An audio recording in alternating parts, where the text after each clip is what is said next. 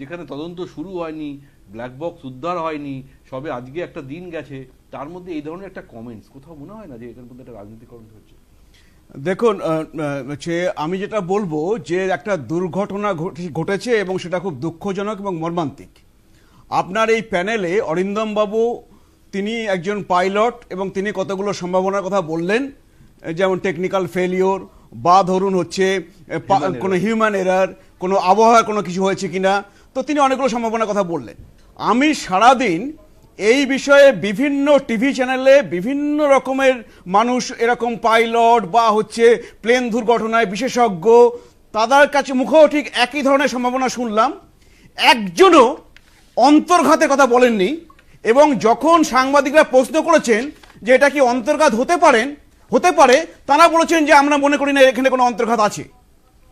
কিন্তু আমরা দেখলাম যে আমাদের রাজ্যের মুখ্যমন্ত্রী, যিনি হচ্ছেন সঙ্গীতে, আবৃত্তি লেখায় বা হচ্ছে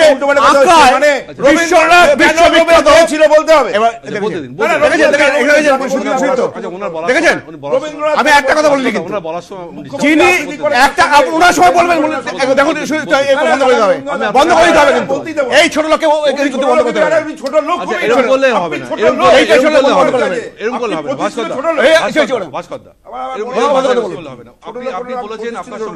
না, মুখ্যমন্ত্রী ওনার সময় বলবেন, সেটা ওনার সময় বলবেন উনি, আমি কিছু বলি না। এখন আপনি উত্তর দেবেন তো, আপনার কাছে আসবো তো। আপনি মাইক অফ করে দিন, কথা বলতেন।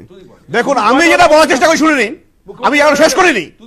আমি বলছি যিনি হচ্ছেন আঁকায়, আমি ভালো কথা বলছি, যিনি আঁকায়, সঙ্গীতে, কবিতা লেখায় বিশ্ববিখ্যাত, তিনি আজকে জানতে পারলাম তিনি হচ্ছে প্লেন দুর্ঘটনায় কি কারণে হতে পারে সেটাতেও তিনি বিশ্ববিখ্যাত হয়ে গেছেন।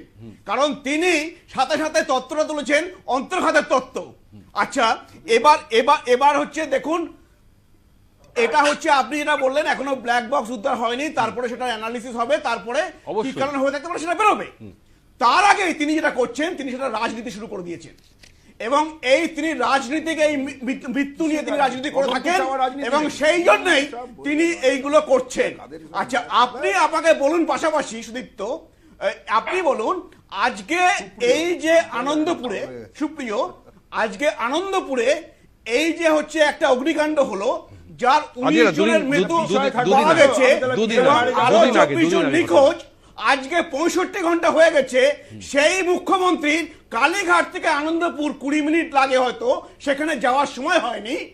আর সেখানে একাধিক রয়েছে যে হচ্ছে অগ্নি নির্বাপকের ব্যবস্থা ছিল না, বেআইনি ভাবে নির্মাণ হয়েছে।